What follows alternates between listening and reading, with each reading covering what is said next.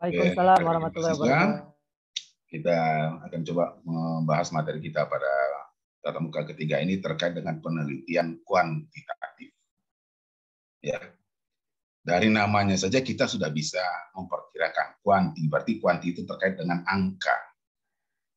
Ya, ada ukurannya yang jelas, gitu kan? Ya, jadi tidak sifatnya narasi, gitu ya, tetapi ada patokan data yang bisa kita analisa. Nah, dalam hal ini penelitian kuantitatif ini, meskipun misalnya Salman yang meneliti, Panaga yang meneliti, ya, atau Fatima atau yang lain yang meneliti, kalau pada objek yang sama, hasilnya pasti sama. Nah, ini bedanya dengan penelitian kualitatif.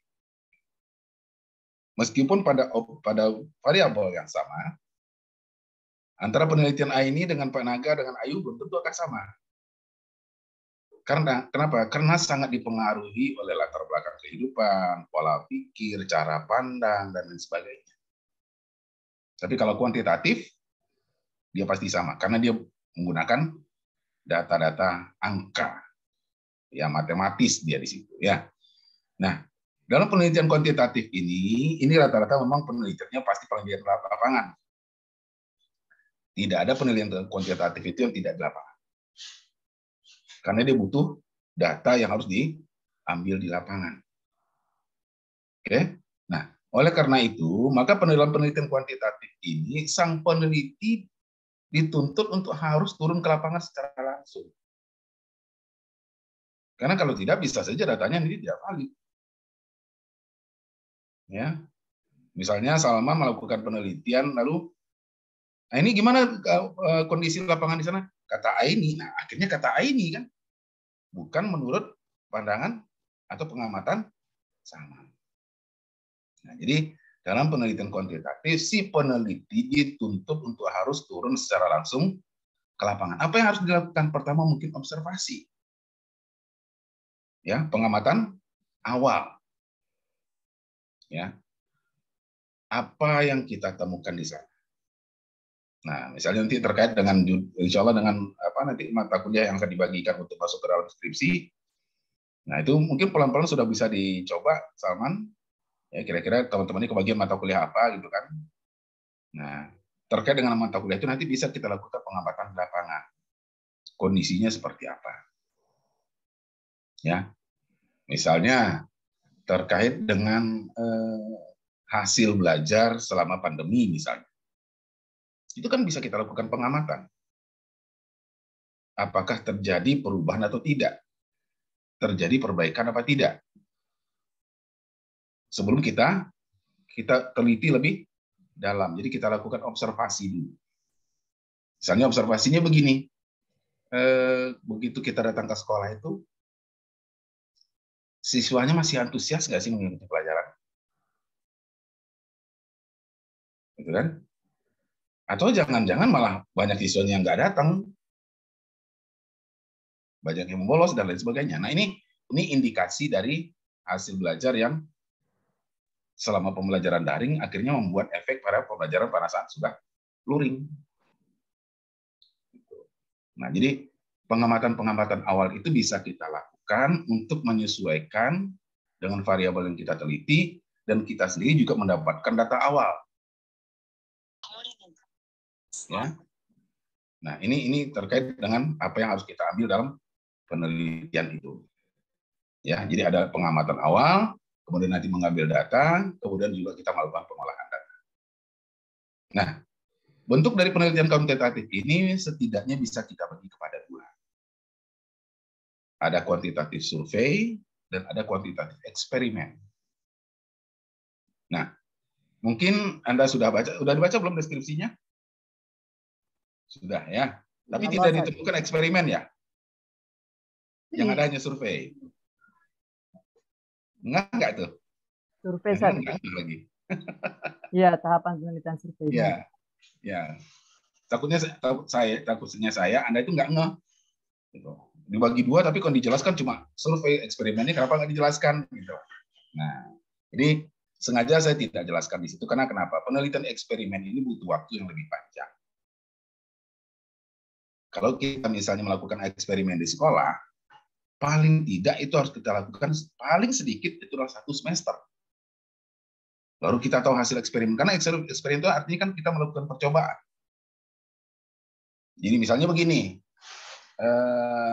Monica misalnya mencoba menerapkan metode problem solving dalam pembelajaran fikih. Ya kan? Nah, eksperimen ini baru akan ketahuan nanti kalau sudah ada hasil ujiannya. Sehingga nanti bisa kita ketahui, ini kelas yang melakukan dengan metode problem solving, ini yang hanya dengan metode mungkin ceramah, atau mungkin demonstrasi, atau yang lain gitu ya. Kita bandingkan dia, dikomparasikan. Atau misalnya, sebelum kita gunakan metode eksperimen, atau metode problem solving tadi, nilainya seperti apa? Misalnya, rata-rata kelas itu hanya 7,2. Lalu selama 1 semester, kita coba terapkan metode pembelajaran problem solving. Terjadi kenaikan nggak nanti di akhir semester? Apa mungkin menjadi 7,5, atau jadi 8,0, atau jangan-jangan malah jadi 6,5, menurun. Misalnya gitu. Nah, ini kan berarti membutuhkan waktu pengamatan dan eksperimen setidaknya 6 bulan. Ya, nah kalau ini dilakukan, sementara proposal Anda juga belum siap misalnya gitu, saya khawatir nanti di semester 8 nggak selesai, loncat dia ke semester 9 gitu loh. Ada yang mau? Ada yang mau loncat ke semester 9? Atau semester 10? Nah itulah kenapa yang eksperimen itu tidak kita coba bahas. Ya, jadi saya coba ambil yang surveinya saja, karena yang paling cepat adalah survei.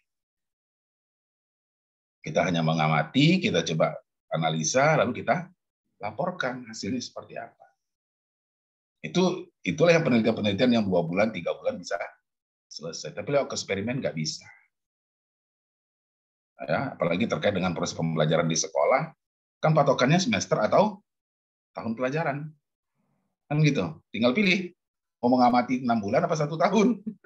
Itu tadi saya katakan, menyeberang semester 9 atau semester 10. Kalau pengamatan di 1 tahun, berarti nyeberangnya ke semester 10 kan gitu. Nah, jadi makanya kita tidak bahas itu, kita lebih kepada penelitian yang survei. Apa artinya? Penelitian adalah penelitian yang berbasis data lapangan untuk fenomena di masa lalu maupun di masa yang sekarang, yang berkaitan dengan sosial dan psikologi, agar dapat dilakukan perbaikan di masa yang akan datang. Nah, fakultas pendidikan itu kan adalah fakultas sosial. Ya, dan banyak berkaitan juga dengan psikologi kan gitu. Makanya pas penelitiannya adalah menggunakan pendekatan survei. Ya. Tapi kalau misalnya sosial itu bisa nggak kita gunakan pendekatan nilai eksperimen? Hah? Bisa nggak? Atau psikologi kita lakukan dengan eksperimen, bisa nggak?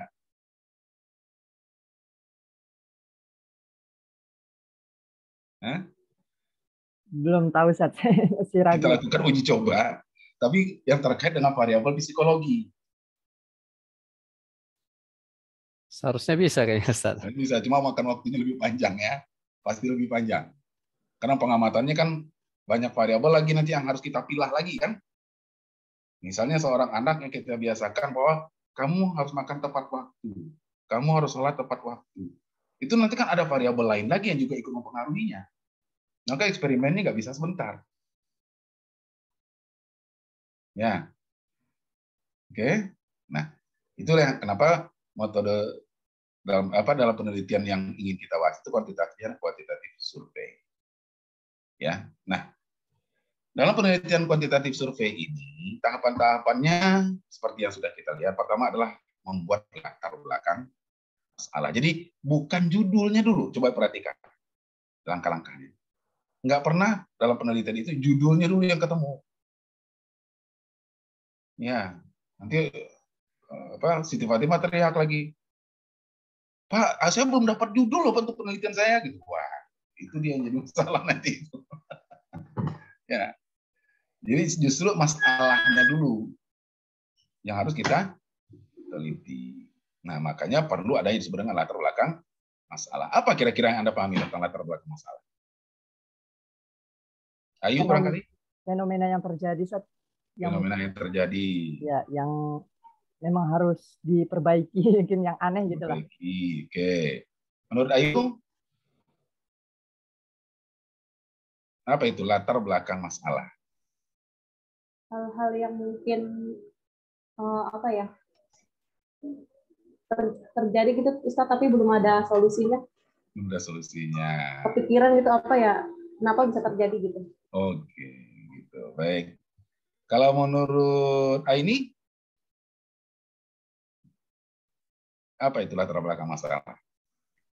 Yang mendasari masalah tersebut. Yang mendasari masalah. Kenapa yang menyebabkan masalah tersebut ada gitu? Yang menyebabkan masalah itu ada. Oke.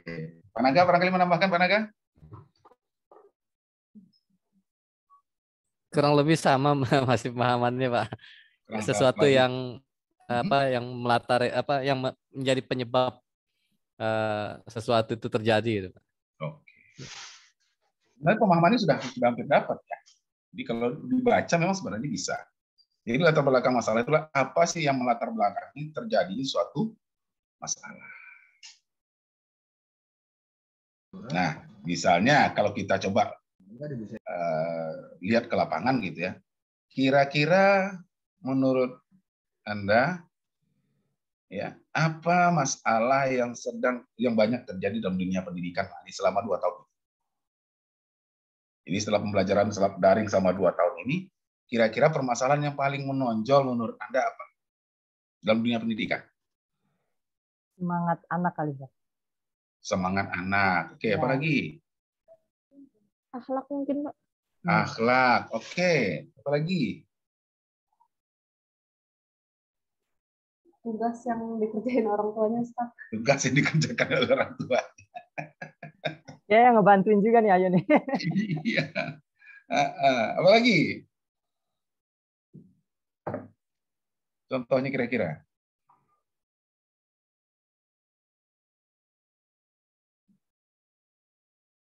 Cukup banyak ya sebenarnya. Kalau kita mau bilang, ada yang terkait dengan kepribadian anak, akhlak anak, kedisiplinan anak, tanggung jawab, ya, kedisiplinan belajar dan lain sebagainya. Ya. Nah, kira-kira kalau misalnya kita ambil misalnya tentang kepribadian anak atau karakter anak gitu ya. Seperti apa kepribadian anak selama 2 tahun ini Anda amati? Silakan.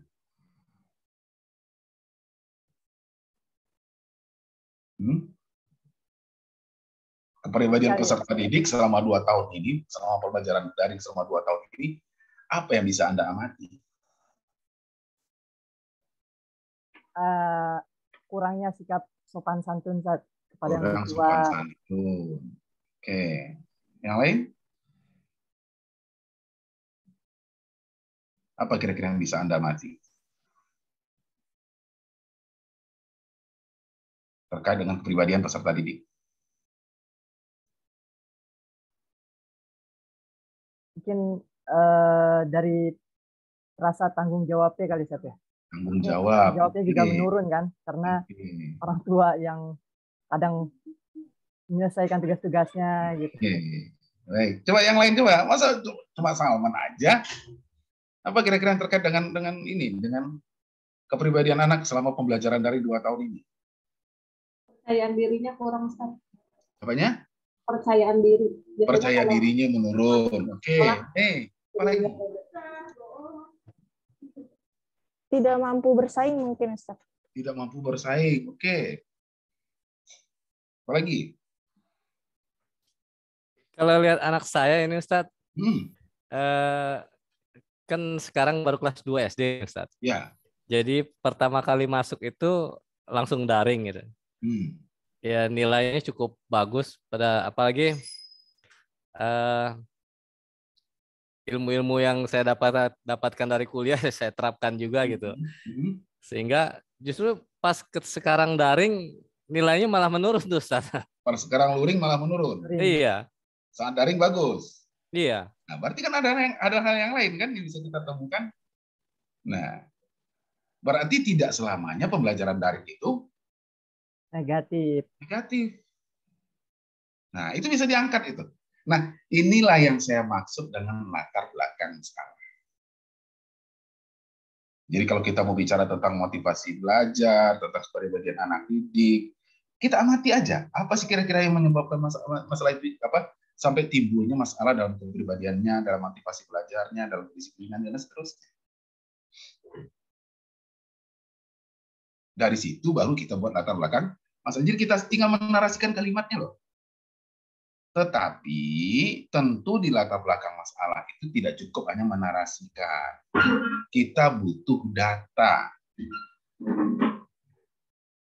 Ya. Kalau misalnya Anda bisa dapat data dari sekolah, ya bisa ambil data dari sekolah. Pada saat observasi PPL nanti kan bisa. Atau misalnya karena kita terdesak oleh metodologi penelitian, ya minta sama Simbah.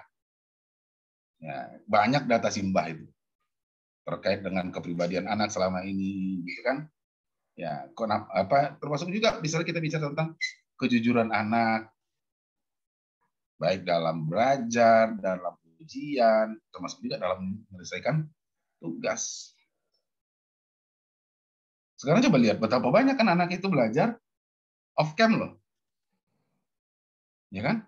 Gurunya ngoceh, dia tidur, dia makan, dia kemana-mana dulu sampai pelajarannya selesai. Akhirnya nggak ada satu pun dia tangkap gitu. Dan itu menyebab penguasaan materi pelajaran menjadi terganggu. Begitu tanya, kenapa kamu kamera kamu dimatikan? Gitu. Sinyal Pak. Wah, mulai lagi di situ kejujuran juga tidak berjalan. Jadi ini sisi kekurangan dari pembelajaran daring yang kita rasakan. Belum lagi nanti pada saat mengerjakan tugas. Ya. Penaga gimana Penaga? Ada tugas anaknya dibantu nggak? Kalau saya enggak Ustaz. Jadi saya pacu, dia mengerjakan sendiri gitu Ustaz. Nah, berarti kan ada solusi bagaimana caranya supaya anak itu tidak justru merengek minta dikerjakan sama orang tua tugasnya. Tapi coba misalnya sekali saja Pak Naga bantu Penaga. Kira-kira reaksinya gimana Pak Naga? Nanti bisa keenakan nanti dia minta ini terus Ustaz. Tapi kan kebanyakan orang tua kan nggak mau pusing Pak Naga. Yaudah sini cepetan sini. Oh udah. Pokoknya bagaimana biar cepat selesai kan. Nah itu yang coba kita angkat. Jadi kita coba melihat apa sih yang melatar belakangi timbulnya permasalahan pada kepribadian peserta didik. Ya jelas. Kalau mengajar secara daring, bisa nggak sih orang guru langsung memantau perkembangan kepribadian anak? Kan nggak bisa kalau tidak ada kerjasama dari orang tua. Nah, ini yang coba kita angkat. Ya, dalam membuat latar belakang masalah. Sehingga kita paham, ini loh masalah yang menyebabkan terjadinya permasalahan pada kepribadian peserta didik. Nah, gitu kan? Jadi misalnya yang sudah dibicarakan di situ, selama pembelajaran daring 2 tahun terakhir terjadi penurunan atau terjadinya kelemahan pada perkembangan peserta kepribadian peserta didik. Hal ini didukung dengan data seperti ini. Nah, data itu kita komentari. Karena kalau nggak ada data, berarti kita ngecap.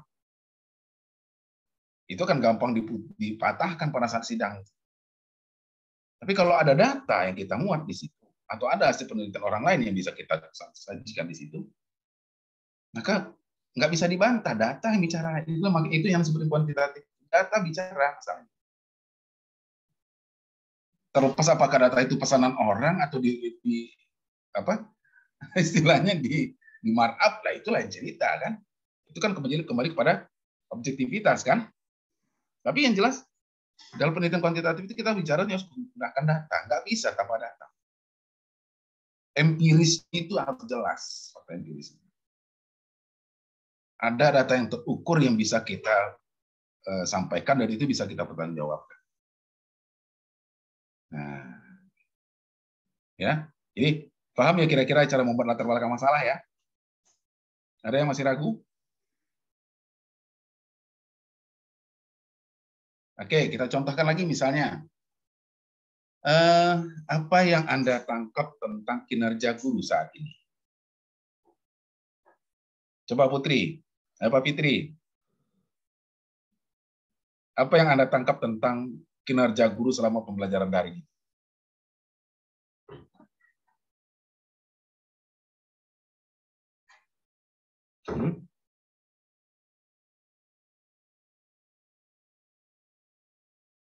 Abdul Muiz? Iya, Pak. Nah, apa kira-kira yang Anda tangkap tentang kinerja guru saat ini selama 2 tahun terakhir ini? Ya, tentang guru maksudnya, Pak. Ya, kinerjanya. Iya. Kebanyakan online sih, Pak. Jadi apa ya, kayak interaksi sama murid itu nggak nyambung gitu, Pak. Nggak nyambung. Terus apa lagi?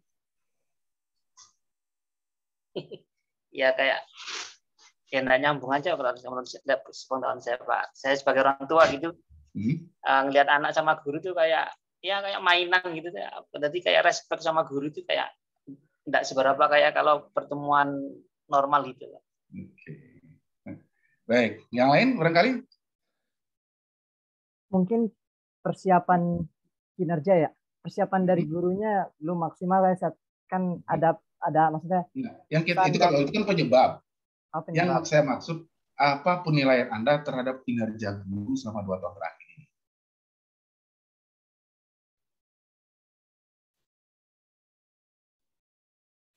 Kayak itu gak sih, Pak? Jadi tuh guru sekarang hanya memberi tugas aja gitu, Pak. Jadi kurang menjelaskan kepada siswa. Apalagi sekarang kan online, jadi siswa juga hanya dituntut mengerjakan tugas aja tanpa memahami dengan betul materi tersebut gitu. Mungkin begitu. Kurang penjelasan. Oke. Artinya kinerja guru seperti apa waktu itu menurut Anda itu? Kurang maksimal gitu, Pak. Kinerja guru baik, meningkat, menurun atau gimana?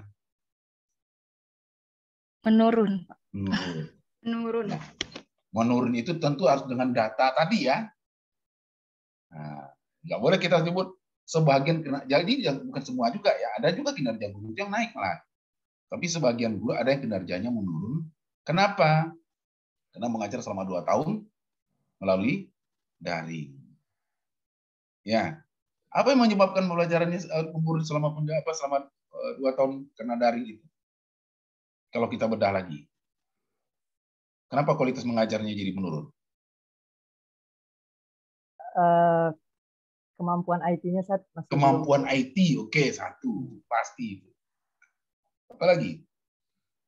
Bentukan karakter, Ustaz. Pembentukan karakter nggak jalan, oke. Apa lagi?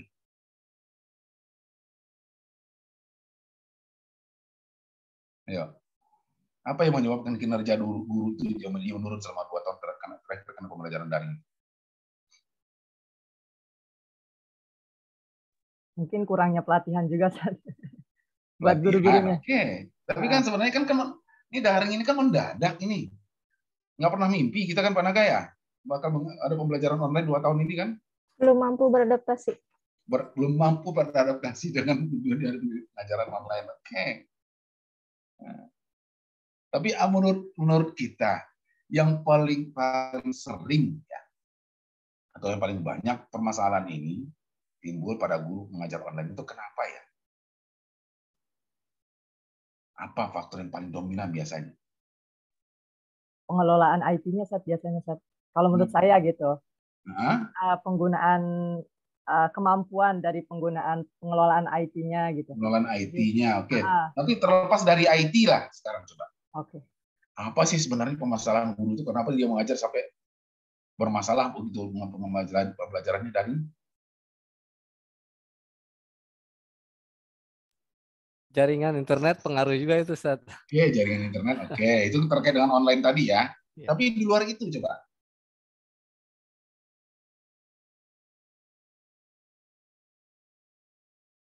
Apa kira-kira? Kira-kira ada terkait dengan persiapan mengajar enggak ya?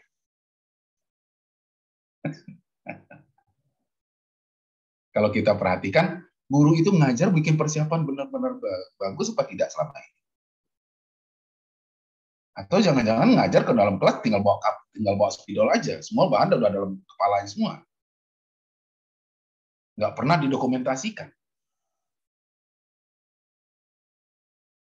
Gimana kira-kira? Banyak nggak guru yang seperti itu?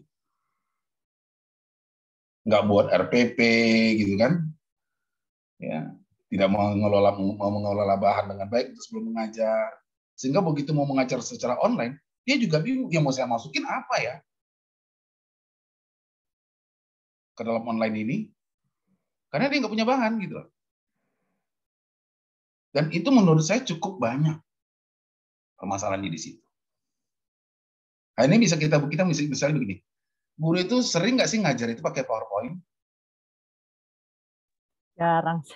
Jarang sekali. Artinya materinya bisa saja tidak terakomodir dengan baik, tidak terprogram.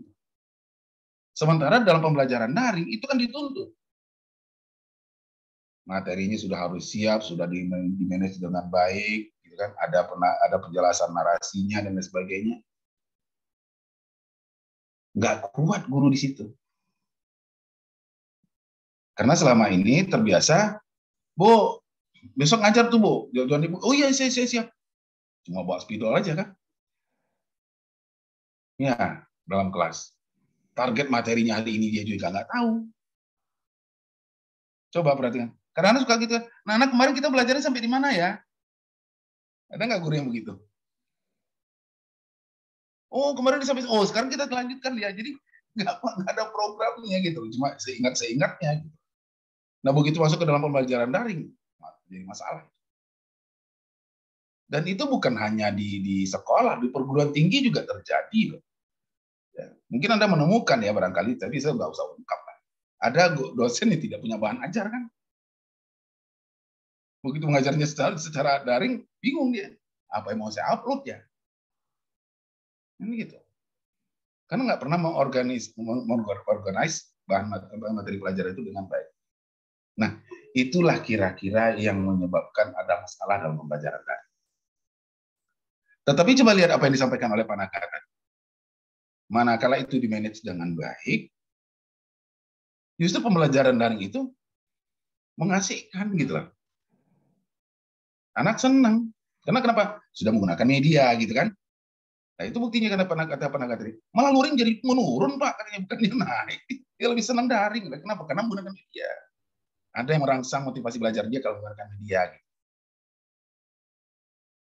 Nah, jadi bisa juga nanti di situ, misalnya tadi kalau saya katakan hasil belajar atau penguasaan materi pelajaran yang menurun sama pembelajaran daring, solusinya apa? Ya itu tadi kan Pak, bagaimana mengemas pembelajaran daring itu supaya menjadi menarik. Ya kan? Bukan justru menyalahkan pembelajaran daringnya. Iya nih daring terus 2 tahun ini nih, kapan sih mau luring? Loh, walaupun udah nggak ada COVID, nanti daring tetap ada loh. Ya, walaupun tidak totalitas gitu kan, tapi tetap aja pembelajaran daring itu nanti tetap akan ada, nggak akan dihapus 100% gitu. Nah inilah yang perlu kita pahami dalam pembelajaran daring itu, kendala-kendala yang terjadi. Ya, tetapi kalau itu bisa kita sikapi dengan baik, pembelajaran daring itu justru mudah membantu juga. Apalagi dengan diberikan media-media di situ, ada film, gitu ya, ada gambar, akan mempermudah siswa untuk mempelajari materi pelajaran. Nah, inilah yang disebut dengan latar belakang masalah. Jadi bagaimana cara kita mengungkap apa sih yang menyebabkan masalah ini timbul. Gimana yang lain? Kira-kira sudah paham? Paham, Ustaz. Insya Allah paham. Ada yang belum paham? Silakan. Kalau belum paham, nggak pahami di mana? Silakan tanya. Nggak apa-apa.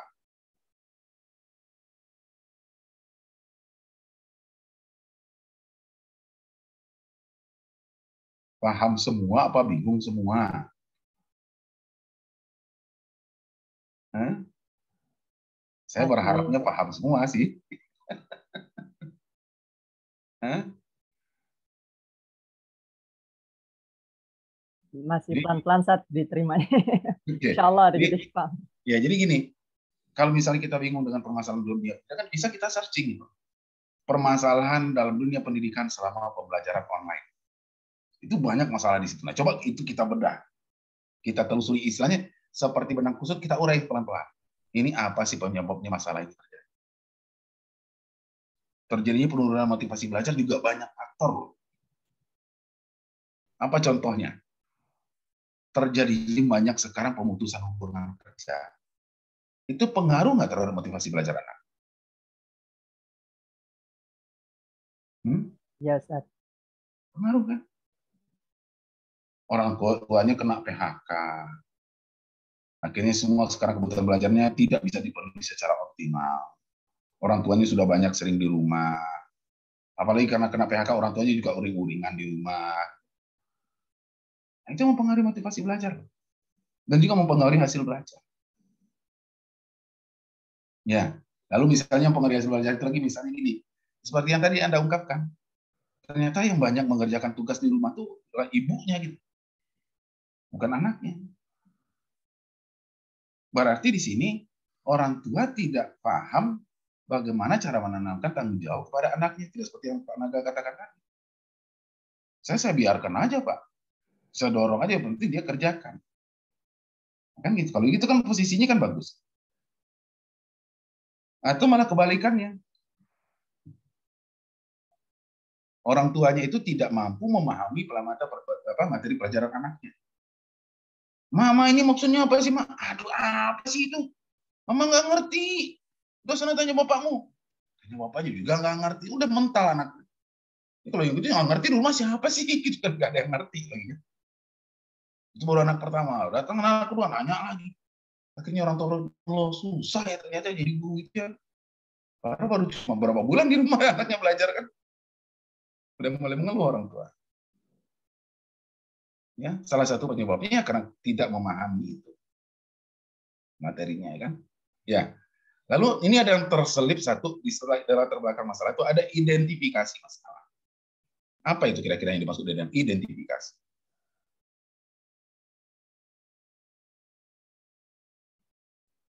Mengenali dengan jelas ya. Mengenali dengan jelas. Oke, good. Panaga, ada yang lain?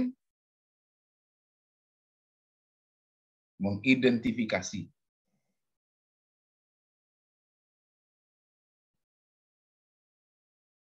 Apa itu? Menjelaskan bukan, Pak? Apa? Menjelaskan. Wah, nggak usah takut salah. Kenapa sih? Fitri, nggak usah takut salah. Kalau salah pun memang mau saya denda. Kalau salah kan enggak kan? Apa boleh salah kalau namanya orang belajar ya. Oke, saya kasih contoh kasus begini. Tadi pagi ditemukan sesosok jenazah di pinggir jalan. Belum dikenali karena belum teridentifikasi. Nah, kira-kira gitu. Apa ditelusuri, ya? Ditelusuri. Ditelusuri. Oke, good. Apa lagi? Observasi. Penelitian bukan? Diteliti. Oke. Coba apa lagi? Kan saya kasih ilustrasi itu. Identitas. Identitas. Oke, apa lagi? Mencari, menemukan. Mencari, menemukan. Oke. Semuanya benar. Enggak salah. Artinya identifikasi itu kita mencoba membedah, mengenali lebih jauh, ya, mengenali lebih dalam tentang masalah yang terjadi. Jadi kalau dalam identifikasi masalah itu kita mencoba membuat narasi kalimatnya dalam bentuk kalimat sebab akibat atau kausalitas. Contoh misalnya, kalau tadi kita bicara tentang kinerja guru gitu misalnya. Nah, Bisa kita disatakan, misalnya kita buat identifikasi masalahnya begini.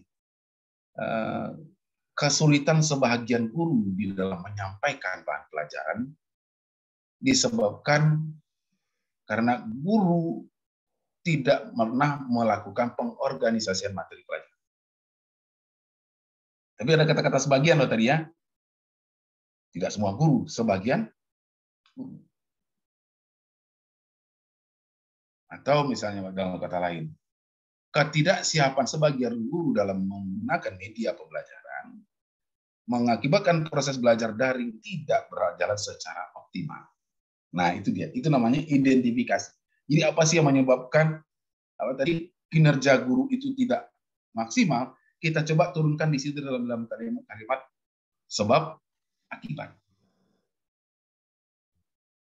Apalagi yang tidak terkait pun boleh kita masukkan di sini. Misalnya lingkungan belajar yang kurang mendukung pada sebagian keluarga siswa menyebabkan siswa tidak mendapatkan hasil belajar yang optimal. Kaitannya ada nggak dengan kinerja guru? Ya ada. Kan gitu. Tetapi dari sekian banyak yang kita identifikasi itu, nanti ada salah satunya yang kita coba perbaiki supaya menjadi solusi. Misalnya tadi, ketidaksiapan sebahagian guru dalam menggunakan media pembelajaran mengakibatkan proses pembelajaran daring tidak berjalan optimal. Misalnya. Sekarang ketidaksiapan guru itu apa solusinya?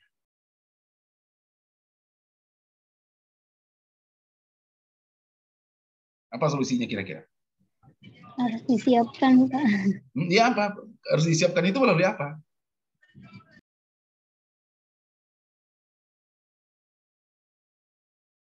Banyak guru yang nggak siap mengajar secara, nggak bisa mengajar secara menggunakan media pembelajaran nih. Solusinya apa? Belajar. Hah? Apa solusinya supaya guru ini menggunakan media bisa lebih baik? Pelatihan. Pelatihan itu. Jadi sehingga nanti keluar judulnya dari permasalahan itu. Pengaruh pelaksanaan pelatihan media pembelajaran terhadap kinerja guru. Nah, barulah lahir judulnya. Gitu. Jadi dari identifikasi itu nanti kita coba cari kira-kira dari semua ini, atau misalnya solusinya kita sudah siapkan, tapi masukkan dulu ke identifikasi. Sehingga nanti dari situ kita angkat salah satu dari identifikasi. Ini loh solusinya. Maka akhirnya keluarlah judulnya. Jadi judul itu diharapkan bisa lahir setelah latar belakang dan identifikasi masalah. Baru dia keluar. Bukan judulnya dulu. Ya. Judulnya sudah lahir, masalahnya nggak jelas. Nah, itu yang bikin acak-acakan. Jadi harusnya latar belakang masalahnya dulu atau identifikasi masalahnya dulu kita selesaikan, barulah lahir judul.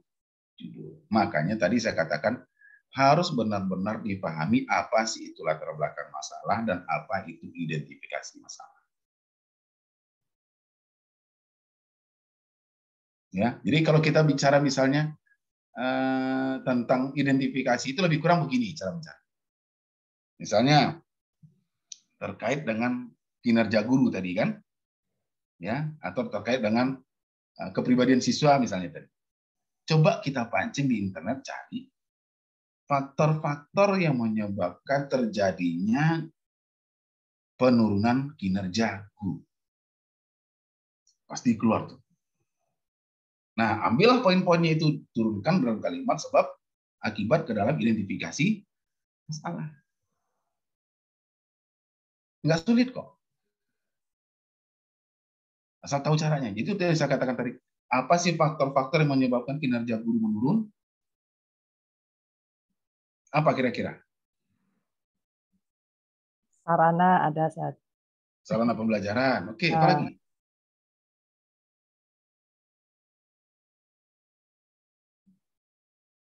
Apalagi kira-kira mempengaruhi kinerja guru? Turunnya percaya diri. Ya, turunnya rasa percaya diri. Tapi penyebabnya apa? Insentifnya kurang, Pak. Insentifnya kurang. Bisa jadi. Apalagi?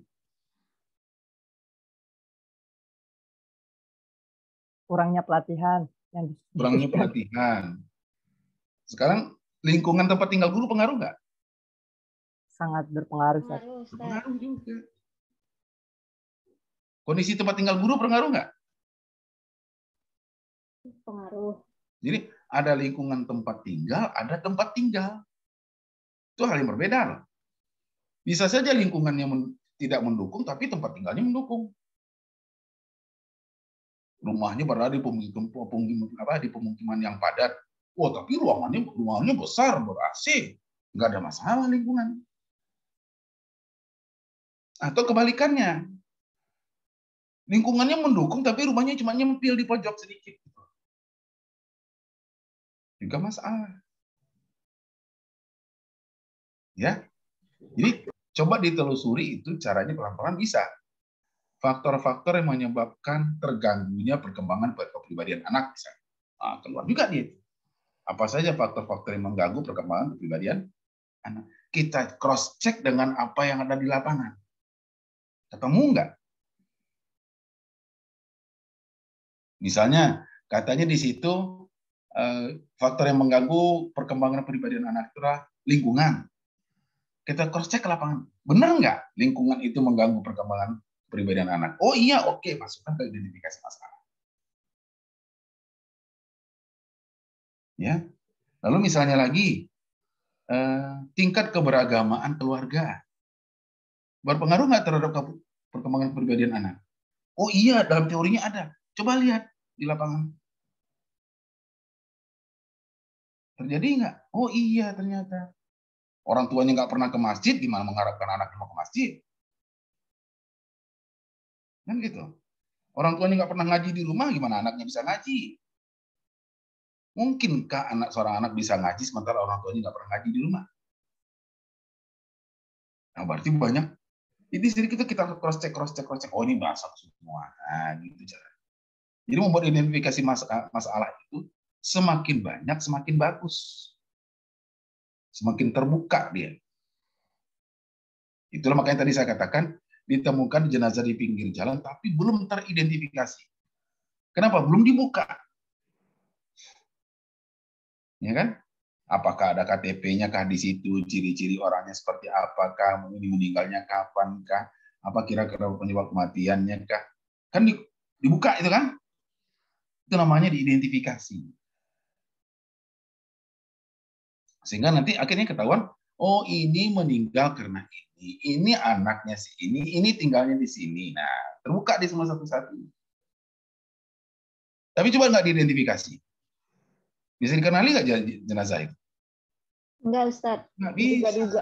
Akhirnya masuk dalam lemari pendingin kan? Bersiap-siap nanti untuk dibeli oleh mahasiswa kedokteran untuk praktek kedokteran kan? Kan gitu jadinya. Karena dia nggak diidentifikasi. Tapi kalau setelah diidentifikasi ternyata nggak ditemukan juga, ya sudahlah. Berarti memang dia akan mewakafkan badannya untuk penelitian kedokteran kan gitu. Nggak ada yang sia-sia juga sih sebenarnya. Gitu. Nah ini identifikasi masalah. Sudah dua ya? Ada latar belakang masalah, ada identifikasi masalah. Ada yang mau ditanyakan? Berarti pertama-tama kita itu membuat latar belakang masalah ya, Ustaz. Terus kedua mengidentifikasi masalah, setelah itu baru membuat judul. Iya, tepat sekali. Jadi jangan judul-judul yang lahir ya. Nanti bikin latar belakangnya jadi susah loh. Kenapa dipaksakan? Segala sesuatu yang dipaksakan kan nggak nyaman ya. Nggak memberikan kepuasan gitu. Ya kan? Kita yang meneliti karena variabelnya kita paksakan ya nggak puas kita menelitinya. Tapi karena kita sudah lakukan latar belakang masalah, ingat di latar belakang masalah tadi perlu ada data.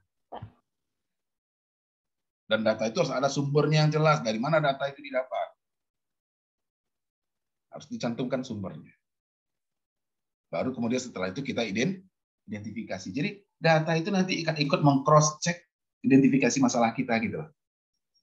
Oh, ini benar, ternyata datanya ada kok, identifikasinya ini. Nah.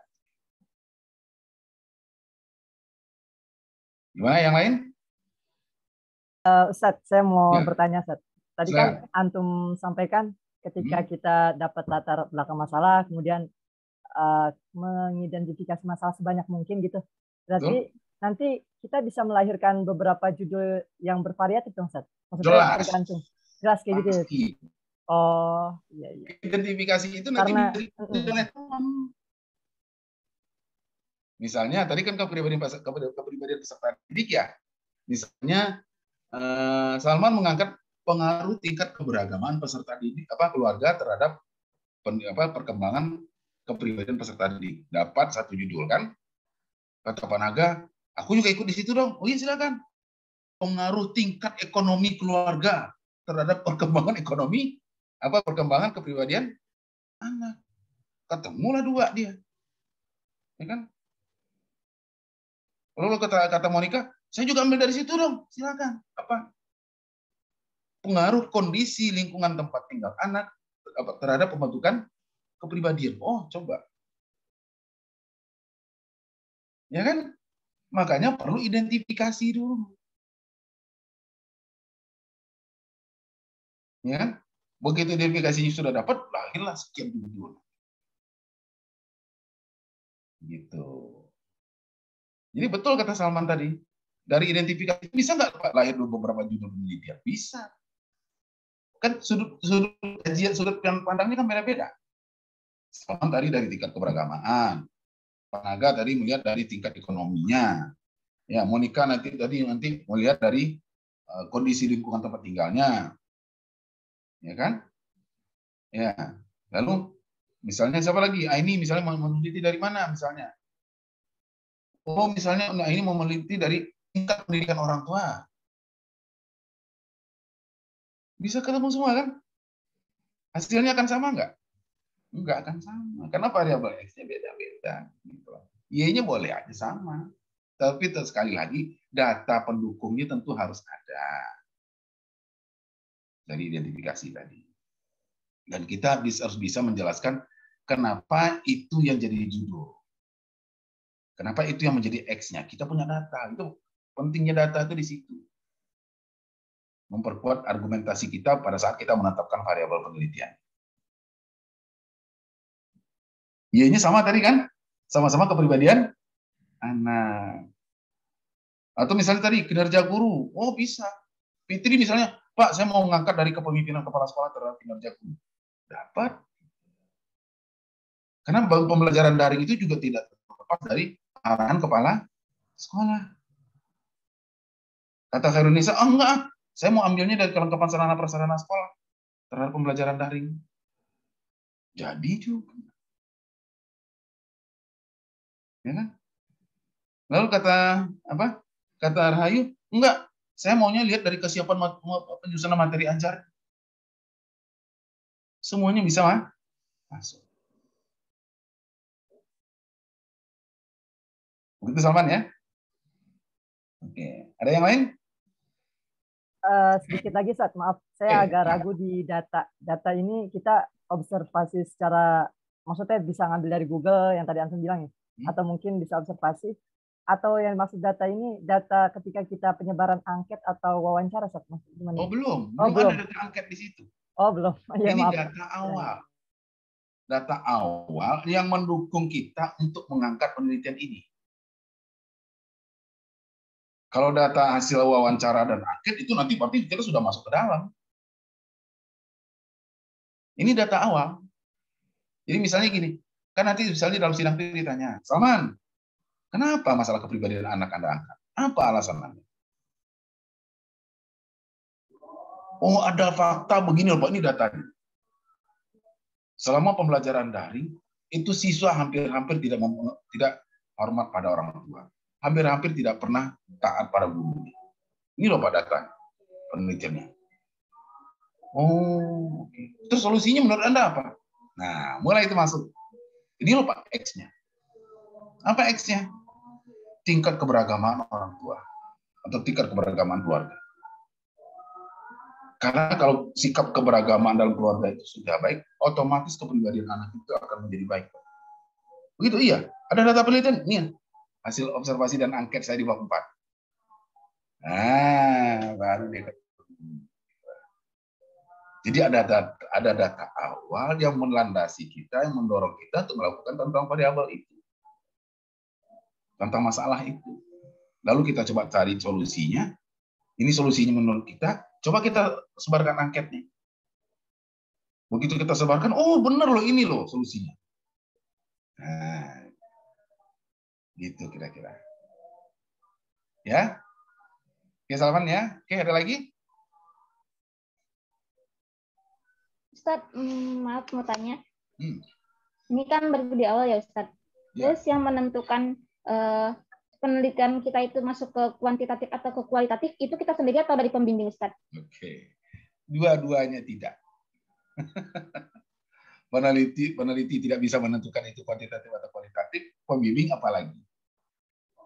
Yang menentukan kualitatif atau kuantitatif itu adalah variabel penelitian Anda. Variabelnya menentukan. Contohnya tadi saya bilang, pengaruh kepemimpinan kepala sekolah terhadap kinerja guru. Bisakah dijadikan penelitian kualitatif?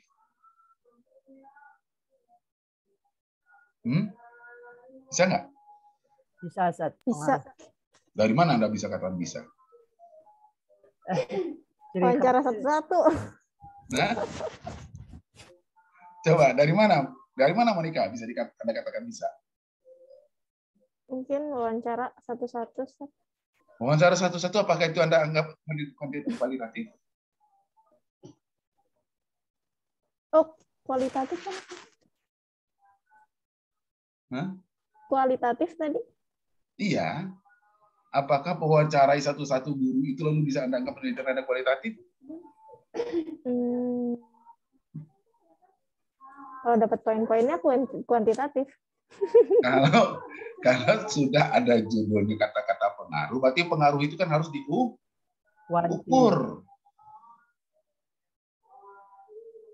Alat ukurnya apa? Berarti harus menggunakan statistik, harus mengedarkan angket. Atau saya balik sekarang. Nilai-nilai pendidikan ibadah kurban. Bisa nggak saya kuantitatifkan?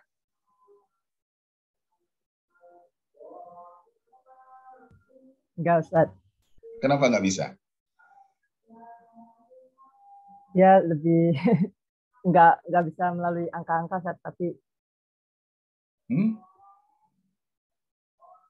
nggak bisa melalui wawancara, mungkin dari nilai-nilai dari search library saat ini. Atau misalnya begini,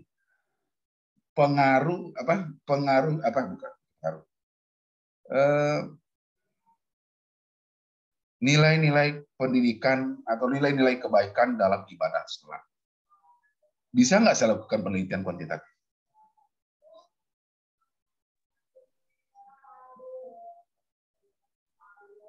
Dia akan jawabnya sangat setuju semua, Ustaz.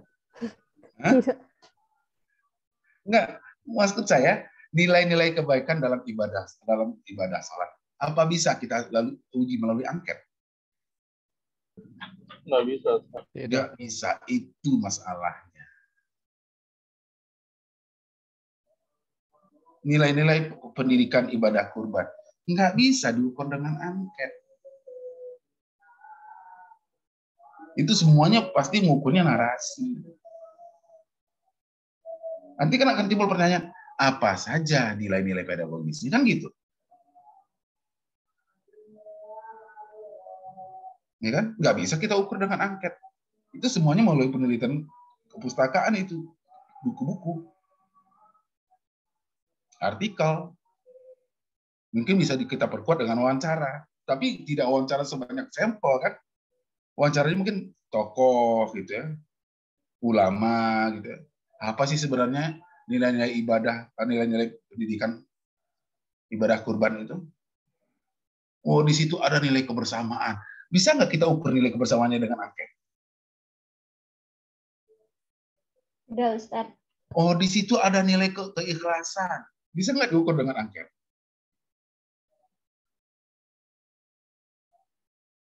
Hah? Bisa diukur nggak dengan angket nilai keikhlasan? Enggak, Ustaz. Nggak bisa. Oh, di situ ada nilai kepedulian. Bisa diukur dengan angket nggak? Tidak. Itulah yang menyebabkan penelitian itu menjadi kualitatif. Karena kriteria atau indikator keberhasilan itu nggak bisa kita ukur dengan angket. Atau misalnya lagi begini, konsep tasawuf Profesor Dr. Hamka, bisa nggak kita teliti secara kuantitatif? Nggak bisa, sudah mental itu lalu pasti langsung kualitatif itu namanya, apalagi nilai-nilai tasawuf atau konsep tasawuf. Di judulnya saja udah kelihatan. Tapi kan akan timbul pertanyaan, kenapa ingin mengangkat konsep tasawuf Nabi Hamka? Ada apa? Coba, kalau Anda misalnya ingin mengangkat konsep tasawuf Nabi Hamka, apa sih kira-kira yang melatar belakangi kita? Apa yang kita lihat di lapangan sekarang?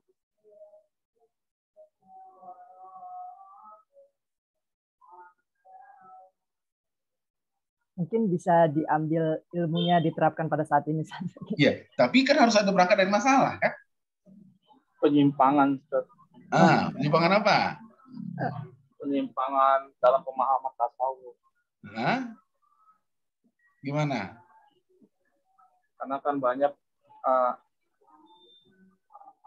masyarakat ini memahami tasawuf itu seperti contohnya aliran-aliran yang ujung-ujungnya menyatakan bahwa dia itu hanya berdialog pada Tuhan, dalam ini Allah Subhanahu wa taala gitu. Bahwa manusia yang ada sekitarnya itu ya hanya makhluk yang diciptakan yang hina. Akhirnya kan penyimpangan itu terjadi, Ustaz. Oke. Baik, sekarang coba kita luruskan dulu deh. Tasawuf itu apa sih? Supaya kita jelas bisa mencarinya ke belakang gitu. Apa masalah yang terjadi dengan tasawuf, dengan kehidupan manusia sekarang?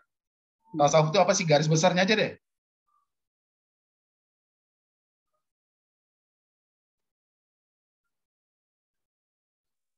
Nggak ada yang tahu. Pemurnian. Oke. Apa lagi? Menyucikan jiwa. Hah? Ilmu yang mempelajari menyucikan jiwa. Membersihkan jiwa, menenangkan jiwa. Oke. Apa lagi?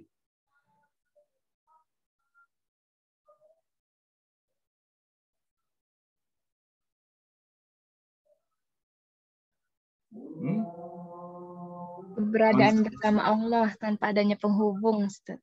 Oke, mendekat diri kepada Allah tanpa ada penghubung. Oke, apa lagi?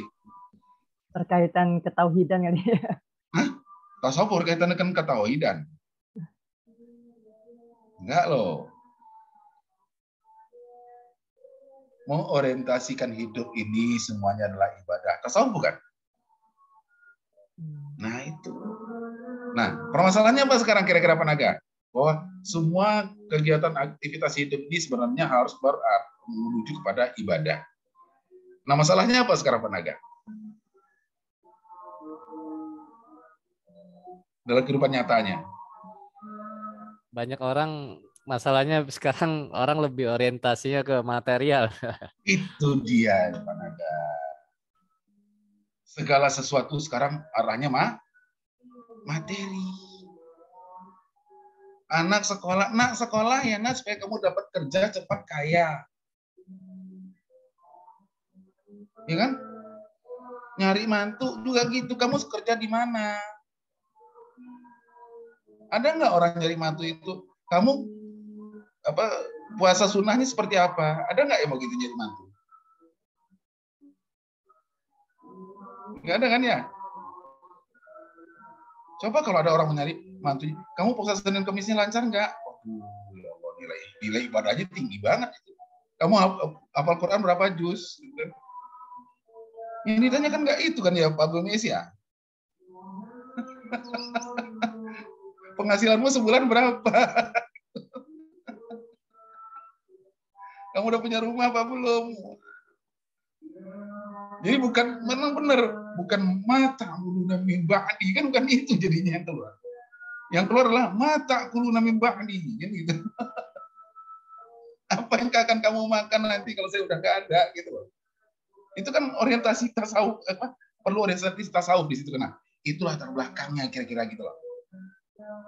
Kenapa kok orang dalam bertasawuf itu kok apapun kondisi hidup dia tenang-tenang aja. Ya kan? Dan dia tidak pernah melepaskan semua aktivitasnya itu dari ibadah. Saya mau makan ibadah, saya mau tidur ibadah, saya mau mandi ibadah, saya mau kerja ibadah. Waduh, kalau begitu enak banget hidup kan. Tapi kan kita ternyata belum mampu ke situ. Begitu kita mau mengerjakan sesuatu, ini saya dapat kompensasi berapa ya? Kan begitu yang banyak mana gaya.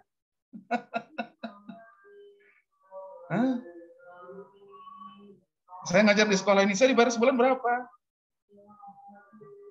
Kan gitu. Kenapa pindah dari sekolah itu ngajar? Kompensasinya nggak memadai. Ya. Larinya pasti banyak ke situ, Mas. Nah, ini kalau kita bicara tasawuf. Jadi sekali lagi, siapa tadi yang nanya Siti Rahayu ya? Bahwa yang namanya penelitian itu apa dia akan menjadi kuantitatif atau kualitatif, itu sangat bergantung dari variabel penelitiannya. Ya, nggak bisa kita yang menentukan. Kita coba arahkan mungkin bisa. Contohnya tadi begini, nilai-nilai pendidikan ibadah kurban, studi survei di SD ini ya, itu mungkin nanti dia jadi. Kenapa nanti kita coba memancing saya bangga ikut berkurban. Nah, paling nanti memancing cari datanya begitu, tapi bisa menjadi kuantitatif, ya. Tapi agak berat memang karena kita harus mencari indikator kurban itu apa saja. Jangan-jangan nanti masuk ke situ lagi. Oh, melihat ibadah kurban itu sadisme dipertontonkan di sekolah. Wah, masuk lagi ke situ lagi nanti. Kan masalah. Ya kan? Nah. Oke. Baik, ada lagi yang lain? Ini kok materi kita jadi nggak jalan nih, tertumpu di sini. Terima kasih, Ustaz. Ya, sama-sama. Yang lain nanti tolong dibaca ya. Oke. Ada lagi? Baik, kita masuk ke pembatasan masalah dulu ya. Apa sih pembatasan masalah? Membatasi ruang lingkup variabel yang kita kenal. Contoh, kinerja guru. Kinerja guru itu banyak nggak sih? Oh, luas banget. Lalu kita akan batasi pada apa? Misalnya, pada kesiapan guru dalam pelaksanaan proses belajar mengajar. Kita bahas nggak kinerja guru tentang evaluasi? Tidak. Kita bahas nggak guru itu tentang sertifikasi? Tidak juga. Itu namanya pembatasan masalah. Bagaimana cara kita mengetahui pembatasan masalah? Ya Pak, tapi kan saya bingung kok Pak, apa sih pembatasan masalahnya ini penelitian saya? Pembatasannya itu berangkat dari ruang lingkup.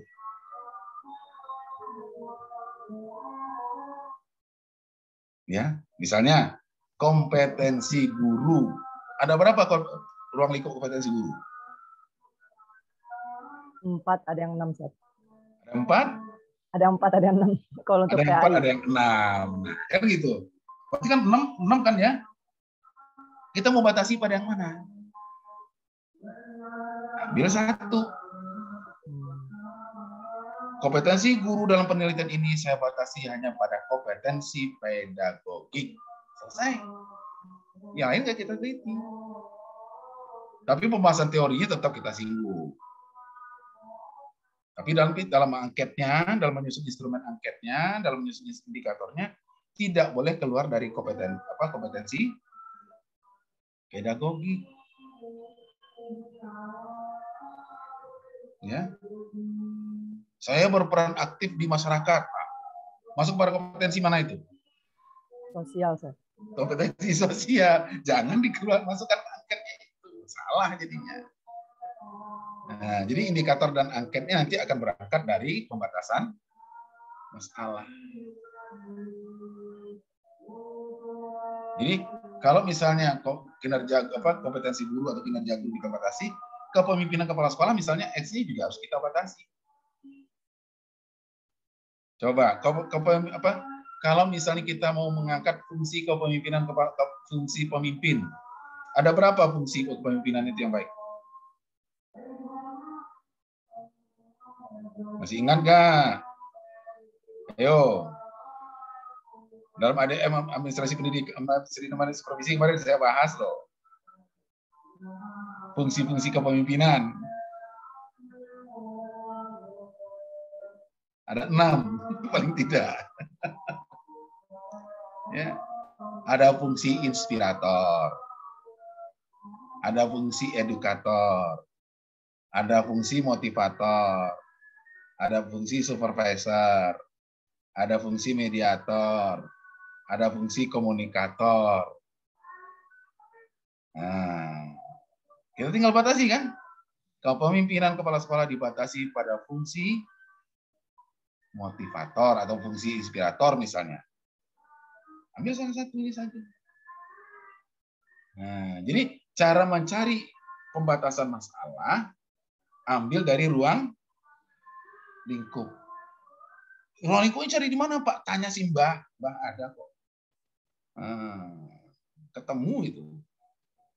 Itu cara membuat pembatasan masalah.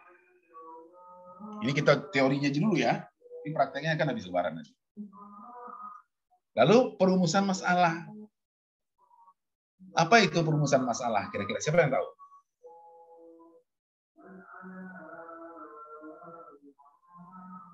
Hal-hal yang nantinya mau ditanyakan, Zat. Masalah-masalah yang mau dijawab. Hal-hal yang harus dijawab. Oke, baik. Jadi pertanyaan. Yang lain? Apa itu perumusan masalah? Pertanyaan yang diluangkan pada bab 1. Pertanyaan yang dituangkan di bab 1. Oke. Ada lagi? Ayo, apa itu perumusan masalah? Alasan judul itu diambil. Alasan itu judul itu diambil. Nah, ini agak jauh ini. Itu di latar belakang masalah tadi itu. Tapi nggak ada alasan pemilihan judul sekarang udah ketinggalan. Itu.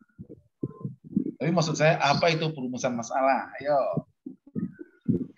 Pertanyaan tentang topik. Apa, Fitri? Pertanyaan tentang topik. Pertanyaan tentang topik. Oke. Nah, lagi yang lain. Ayo. Pertanyaan yang mencari sebuah jawaban lewat penelitian atau data. Pertanyaan yang harus mendapatkan jawaban dari sebuah penelitian. Oke. Semuanya betul. Jadi, yang namanya perumusan masalah itulah menetapkan titik permasalahan yang ingin dijawab dalam penelitian. Jadi, menetapkan titik permasalahan yang harus dijawab dalam penelitian. Oke. Nah, kalau misalnya tadi kan sudah dapat judulnya yang apa tadi kita misalnya judulnya pengaruh tingkat keberagamaan keluarga terhadap pembentukan kepribadian anak, ya. Atau pengaruh kepemimpinan kepala sekolah terhadap kinerja guru, gitu ya. Nah, begitu Anda masuk ke perumusan masalah, cuma copy saja judul itu. Lalu tambahkan kata-kata apakah terdapat.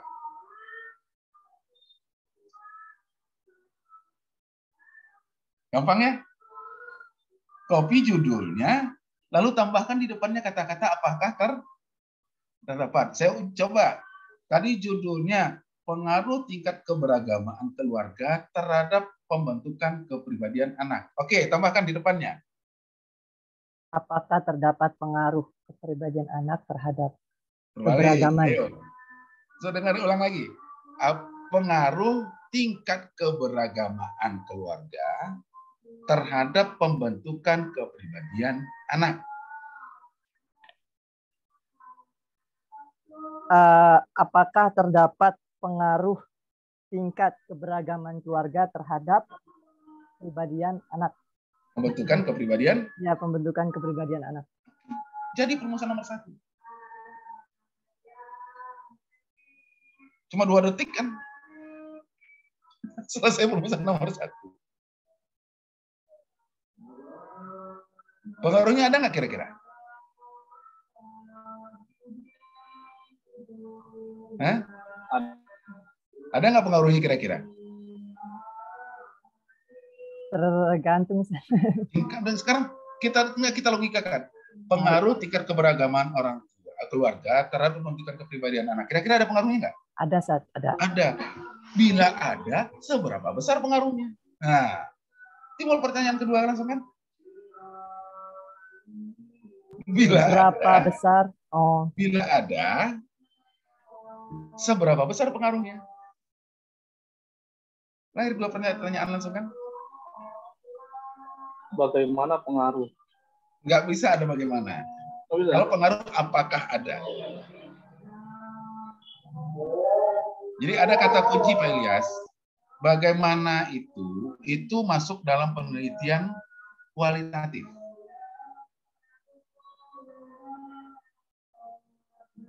Bagaimana melaksanakan ibadah kurban yang baik. Nah, itu di situ dia. Tapi kalau pengaruh tidak bisa dengan bagaimana. Selalu pasti apakah terdapat pengaruh. Itu baku. Nanti bagaimananya bisa kita pakai di nomor 3-nya. Nah, sekarang kan tadi kan kita sudah bertanya tentang apakah dapat pengaruh atau tidak. Bila ada seberapa besar pengaruh. Kan sudah 2 ya. Itu dua-duanya murni kuantitatif. Nah, baik buat saya yang selaku pembimbing, saya seringkali itu saya nggak mau kering di situ. Harus ada sedikit yang berbunyi, yang berbau kualitatif. Makanya selalu kalau saya pembimbingnya pasti ada perumusan nomor 3. Bagaimana strategi membentuk kepribadian anak melalui pendekatan keberagamaan keluarga. Nah, balik dari belakang. Bagaimana strategi membentuk kepribadian anak melalui pendekatan keberagamaan. Nah, di situ nanti keluar strateginya itu nggak bisa dengan angka itu. Itu sudah jelas narasi itu yang akan keluar nanti jawaban nomor 3. Begitu Pak Ilyas ya? Ya, Ustaz. Ya. Sampai di perumusan masalah ya. Sampai di sini ada yang mau ditanyakan? Maaf, Ustaz. Kalau tadi ada yang berkaitan di perumusan masalah yang di nomor 3 itu ada kualitatifnya, itu menjadi penelitian kombinasi atau tidak, Ustaz? Tidak. Oh, tetap tidak. Itu tujuannya begini, supaya penelitian tidak kering. Karena kalau angka dan angka saja, kan ada yang juga tidak bisa dengan angka. Strategi itu kan nggak bisa angka. Makanya perlu ada satu yang bicara tentang strategi. Kita sudah tahu nih bahwa keberagamaan keluarga itu berpengaruh terhadap pembentukan kepribadian anak, kan gitu. Pengaruhnya segini loh besarnya. Tapi bagaimana strategi melaksanakannya? Nah, butuh satu pertanyaan lagi di situ.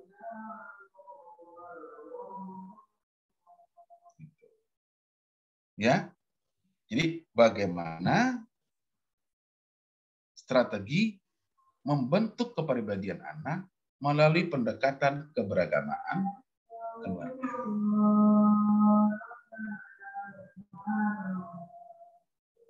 Ya, 3 perumusan paling tidak. Oke, baik. Ada lagi pertanyaannya? Mau nanya tadi udah dijawab, Ustaz. Ya, apa itu?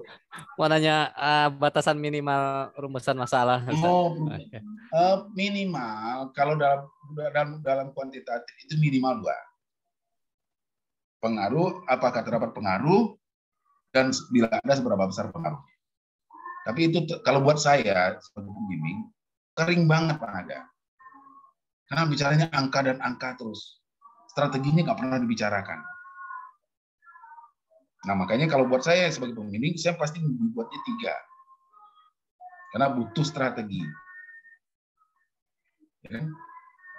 Orang berhasil meraih prestasi. Semua orang tahu. Pak Naga dapat nilai 4,0, semua orang tahu. Ya Pak Naga ya. Tapi orang kan bertanya, Pak Naga, gimana sih caranya supaya dapat IPK 4,0?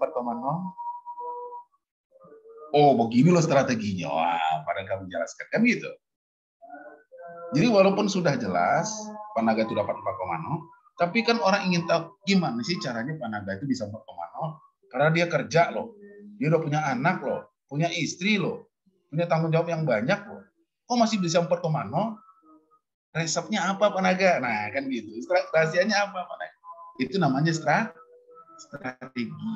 Strategi itu perlu kita urai supaya kalau orang membaca penelitian kita, dia akan tahu, oh begini loh cara mencapainya. Capaian sudah jelas, tapi caranya nggak tahu. Nggak tercapai dia.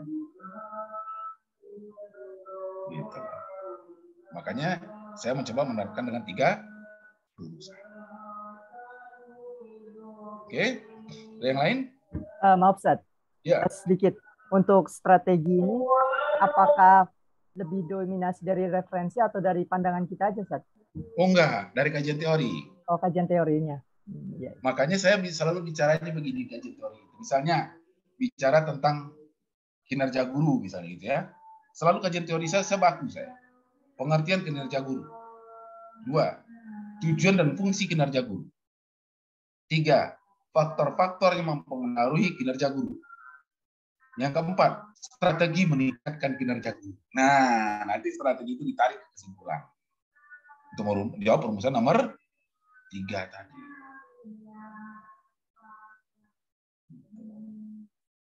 Tetapi tentu bahasanya sudah bahasa kita sendiri, Salma. Bukan bahasa kutipan lagi. Jangan nanti begitu menjawab nomor 3 di kesimpulan, strateginya berdasarkan menurut Ngali Purwanto. Wah, itu salah. Namanya aja kesimpulan, udah jawabannya kita kan. Teorinya boleh dari Ngali Purwanto atau teorinya boleh dari misalnya Profesor Danim misalnya gitu. Tapi itu sudah kita analisa dan kita sarikan sendiri sehingga kesimpulannya berdasarkan kalimatnya kita gitu. Jangan kalimat kutipan itu yang kita bawa ke situ. Itu menjadi salah nih. Pokoknya begitu sudah sampai di kesimpulan untuk menjawab. Jadi kan nanti begini, perumusan masalah ini yang 3 ini, nanti ini wajib kita jawab pada kesimpulan, bab 5. Dan semuanya adalah bahasa kita sendiri, tidak ada kutipan di situ. Nantilah, kalau sudah mulai praktek kita nanti ada. Oke, ada lagi? Mungkin dikuatkan sedikit saat kata antum kan sebelum puasa nanti kita temukan judul, maksudnya temukan masalah dan nanti identifikasi masalah kemudian judul berkaitan dengan mata kuliah itu Sat. Mungkin boleh disampaikan sedikit lagi Sat secara singkat gitu. Jadi biar sebelum puasa kita bisa temuin. Ya, oke. Jadi begini nanti saya akan tugaskan kepada Salman untuk membuat petanya gitu ya. Mata kuliah apa saja yang akan masuk ke dalam skripsi. Pendidikan kewarganegaraan bisa? Bisa. Ya. Pengaruh pendidikan kewarganegaraan atau pengaruh pendidikan kalau di sekolah PKN kan? Pengaruh pembelajaran PKN terhadap hubbul watan atau cinta tanah air bisa. Kenapa harus kita garap itu? Cinta tanah air. Karena mengurangnya. Coba silakan Rahman, apa? Ya, karena ada masalahnya kan, Ustaz. Karena terjadinya penurunan sekarang terhadap rasa cinta pada tanah air. Para PKN ada di sekolah. Kenapa sekarang anak-anak seperti nggak perlu terhadap bangsanya? Ada yang salah dalam penerapan PKN itu dalam menyampaikan materi PKN. Nah, perlu kita teliti lagi. Wah, lahirlah dari mata kuliah pendidikan kewarganegaraan kan? Ya. Atau misalnya sekarang orang lebih peduli lebih membela golongannya daripada membela masyarakat. Atau lebih kasarnya kita bilang lebih membela partainya daripada masyarakat kan gitu. Berarti kan menyalahi ketentuan. Apakah dia nggak mendapatkan pendidikan kewarganegaraan? Nah, banyak kasus yang bisa kita angkat PKN gitu ya, pendidikan kewarganegaraan. Lalu misalnya fikih bisa nggak kita garap? Bisa, Ustaz. Masuk nggak? Masuk. Hadis dan tafsir bisa nggak? Kayaknya hadis dan tafsir agak kurang ya. Tapi bisa saja, tafsir itu bisa juga. Ya, masuk nanti ke dalam penelitian kualitatif. Misalnya, konsep pendidikan tauhid dalam surat Al-Ikhlas. Ya. Atau misalnya konsep pendidikan ketauhidan dalam surat Al-Kafirun. Bisa juga jadi di mata kuliah tafsir. Jadi diinventarisir sama, setelah itu nanti di loading. Terserah lah, mekanismenya gimana? Mau dipilih atau dibiarkan teman-teman memilih atau di loading, terserah. Yang jelas saya berharap hampir semua mata kuliah itu teman-teman dapat. Jadi skripsi dari kelas C itu nanti akan sangat variatif. Ada bicara tentang kewarganegaraan, ada bicara tentang bicara tentang tafsir, ada bicara tentang fikih, ada bicara tentang konseling, ada bicara tentang manajemen pendidikan, ada bicara tentang sejarah Islam. Coba nilai-nilai pendidikan dalam film Al-Fatih atau Mahmud Al-Fatih. Filmnya ada kan? Ada. Ya. Coba ada nggak nilai pendidikannya? Banyak, Ustaz. Nah, bisa juga dari SPI kan? Sejarah peradaban Islam kan? Juga bisa kita angkat. Jadi saya punya mimpi yang indah sekali. Wah, skripsi itu nanti dari semua sudut ilmu ada gitu. Jangan guru PAI lagi. Banyak guru PAI lama-lama diteliti terus. Nah, itu yang saya mau.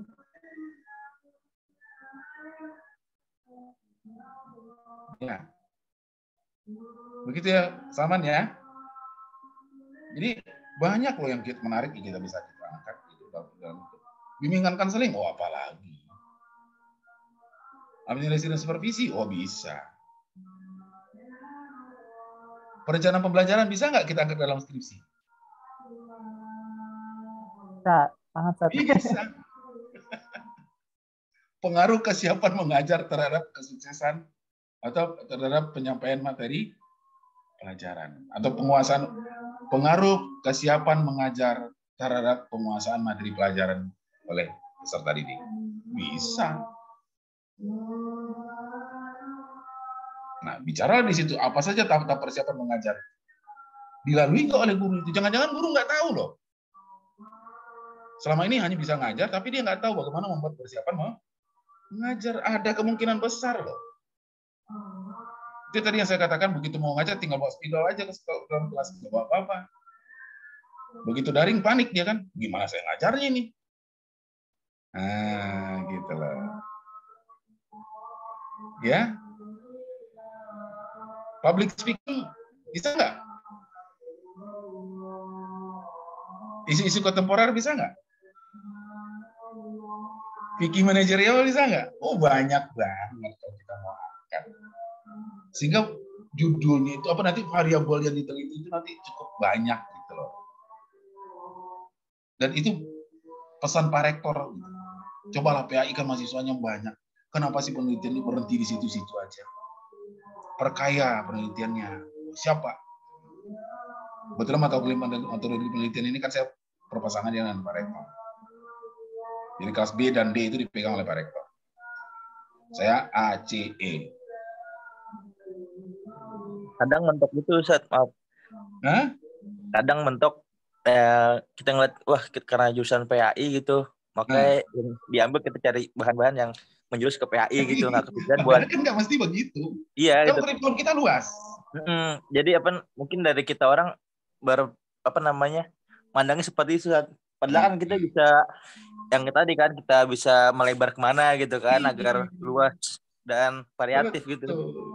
Sekarang misalnya apa sih kaitannya pengaruh pelajaran PKN terhadap cinta tanah air? Ada nggak unsur pendidikan agama Islam di situ? Ada, Ustaz. Hah? Ada. Ada apa? Kedaulatan kan? Oh itu Rasulullah ya. Kedaulatan. Kedaulatan minal iman. Salah satu bentuk keimanan orang itu adalah dia mencintai tanah airnya, dia membela tanah airnya. Nah, tapi kok anak muda sekarang kepala cuek-cuek gitu. Nah, apa yang dikasih cueknya? Terlibat narkoba, terlibat pergaulan bebas. Itu kan menghancurkan bangsa. Kan gitu. Kalau kita mau teliti lebih dalam. Atau misalnya, ya, pengaruh pemahaman ajaran agama terhadap ketertiban berlalu lintas. Oh, menarik loh itu. Coba. Sekarang yang banyak melanggar peraturan lalu lintas di jalan itu siapa?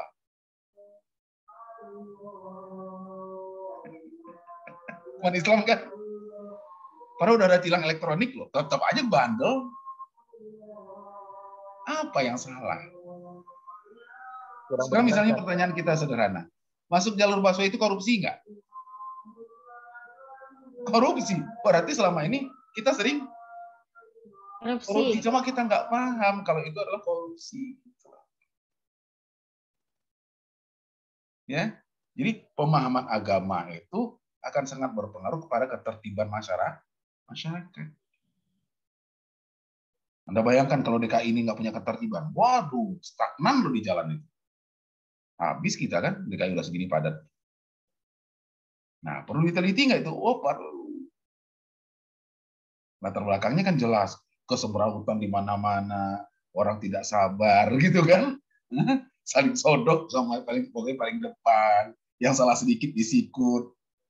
Padahal sesama orang Muslim loh, ya kan? Mungkin karena terlalu rumit itu penelitiannya.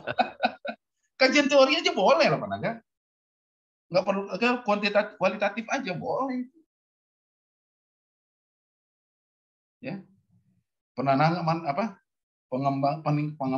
pemahaman nilai-nilai agama terhadap ketertiban sosial.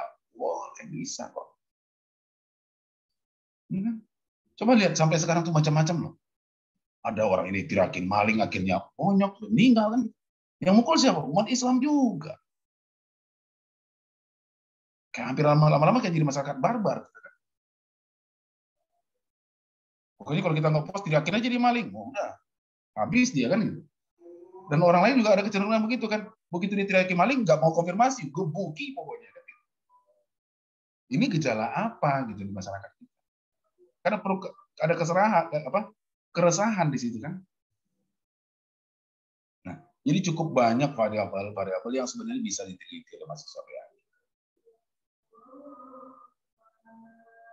Begitu ya? Oke. Nah, ke belakangnya ini saya minta landasan teori, hipotesis ya, masalah. Nah, ini coba diteliti sendiri. Cara menemukan masalah juga saya sudah coba buat di belakang. Ya, ada sistem penghargaan, keterikatan organisasi, hubungan sosial, bidang keahlian, lalu maju ke motivasi kerja, penampilan kerja, produktivitas kerja. Nah, coba dari contoh ini aja saya ambil sedikit ya. Pengaruh sistem penghargaan terhadap produktivitas kerja. Lahir nggak judul? Pengaruh pemberian kompensasi terhadap kinerja guru. Iya kan? sekarang guru itu ada keresahan nggak karena kompensasinya tidak memadai? Karena guru juga bukan malaikat loh. Ya kan? Kira-kira kalau kompensasinya kita bayar dengan baik, kinerja produktivitas kerjanya bisa meningkat nggak? Bisa, coba kita teliti. Nah, gitu kira-kira. Jadi ini salah satu bentuk bagan yang bisa dicontoh nanti bagaimana cara meneliti. Bukan variabelnya. Begitu ya. Baik, saya pikir cukup sampai di sini ya karena sudah masuk waktu azan maghrib untuk kita sholat ya. Saya harapkan yang belum saya bisa jelaskan di sini, tolong dibantu dibaca saja. Dan saya berharap nanti bisa sifatnya lebih banyak tanya jawab aja, jangan bisa uraikan ya. Karena kan dulu uraikan ini nggak cukup waktunya. Ya.